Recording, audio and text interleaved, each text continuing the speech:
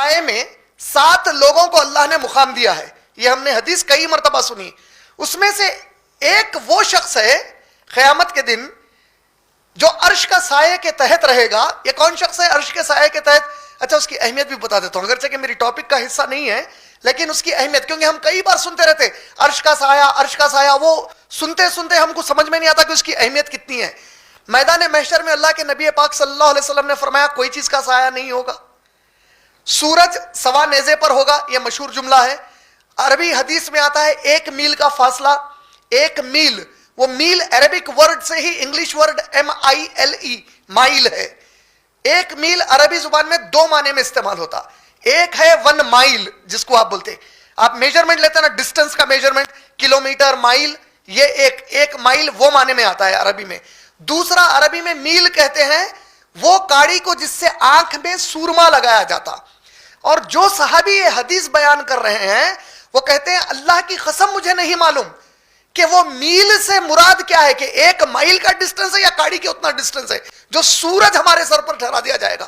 اب گرما کا موسم آنے میں ہے اور آپ لوگوں کو اندازہ ہی ہے کہ گرمی کی کیا شدت ہوتی جب گرمی اپنے عروج پر چلے جاتی، جبکہ کروڑہا میل دور ہے ہم سے سورج. ابھی اب وہاں سورج اتنی اوپر ہے، کوئی سایہ نہیں ہے. اور اللہ کے نبی صلی اللہ علیہ وسلم کی وہ مشہور حدیث یاد دلا دوں پھر عرش کے سایہ کو سمجھانے کے لیے، جس میں ہم کو پتا ہے کہ محمد صلی اللہ علیہ وسلم قیامت کے دن سجدے میں گر کر شفاعت کریں گے پوری انسانیت کے لیے. کتنے برس سجدے میں گریں گے یہ اللہ کو معلوم ہے اور کسی کو نہیں معلوم. یہاں تک کہ پھر سجدے سے سر اٹھانے کا حکم ہوگا، اے میرے نبی آپ اپنے سجدے سے سر اٹھائیے، آج مانگیے جو مانگتے ہیں آپ کا رب آپ کو راضی کرے گا، بولیں گے اللہ تعالیٰ. تو پہلی مرتبہ جو نبی صلی اللہ علیہ وسلم مانگیں گے جس کو شفاعت عظمیٰ کہا جاتا ہے، وہ شفاعت عظمیٰ کیا ہوگی؟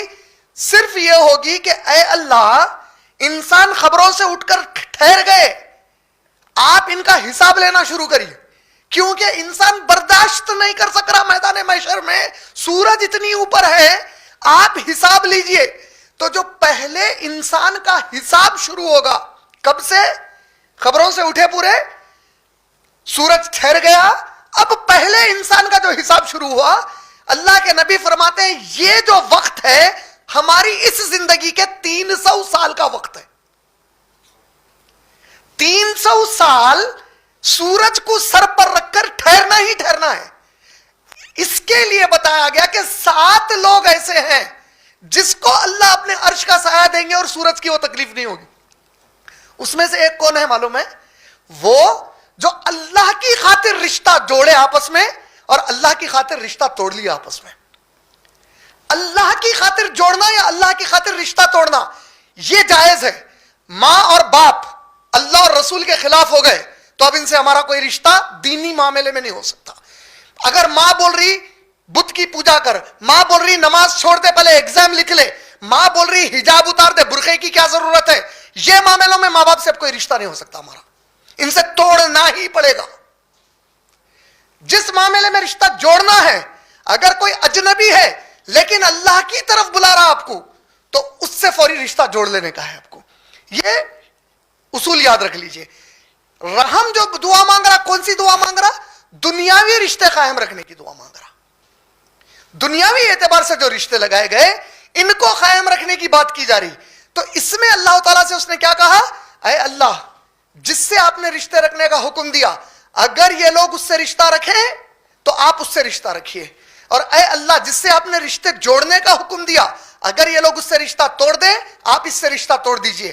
اللہ نے جواب میں کہا اے رحم میں نے تیری دعا قبول کر لی، جو بھی تجھ سے رشتہ جوڑیں گے میں اس سے رشتہ جوڑ لوں گا، اور جو رشتہ تجھ سے توڑیں گے میں ان سے رشتہ توڑ لوں گا. بولے کہ آپ اپنی ماں کے پیٹ سے جیسے ہی پیدا ہوئے، پیدا ہو کے آپ مرنے تک جتنے رشتے آپ کے اللہ نے لگائے، ہر رشتے کا ایک تار اللہ کے عرش سے جڑا ہوا ہوتا. بولے ماں کا رشتہ تو ماں کے رشتے کا ایک تار مجھ سے لے کے اللہ تک جڑا ہوا ہے، باپ کا رشتہ ایک تار اللہ کے عرش تک جڑا ہوا ہے، ماموں کا رشتہ ایک تار اللہ کے عرش تک جڑا ہوا ہے.